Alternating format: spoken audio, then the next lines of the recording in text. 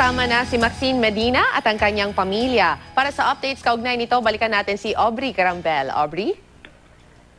Luan, nasaksihan natin yung reunion o yung pagkikitang muli ni Maxine Medina kasama yung kanyang pamilya. Siyempre, niyakap ng kanyang mommy Marife si Maxine at sinabi na parang proud talaga siya sa ginawa ng anak. At syempre, ito namang si Maxine, masayang-masaya na makita muli yung kanyang pamilya dahil nga naging busy siya sa pagpe-prepare at dun mismo sa kompetisyon para sa Miss Universe. Hindi nga masyadong nakita yung pamilya niya. So, talagang it was a sweet moment.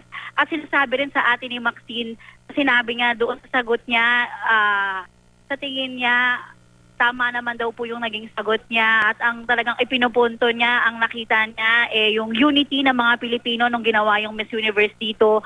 At ngayon, ang gusto lang ng pamilya talaga makasama si Maxine, magkaroon sila ng family time dahil nga matagal na hindi nila nakita si Maxine. At mamaya siguro daw baka mag-party raw sila sa Okada at yun nga, nagpapasalamat din sila sa suporta na ibinigay ng mga Pilipino kay Maxine dahil kung hindi dahil naman din daw sa suporta ng mga Pilipino, hindi rin naman daw maaabot ni Maxine yung top 6.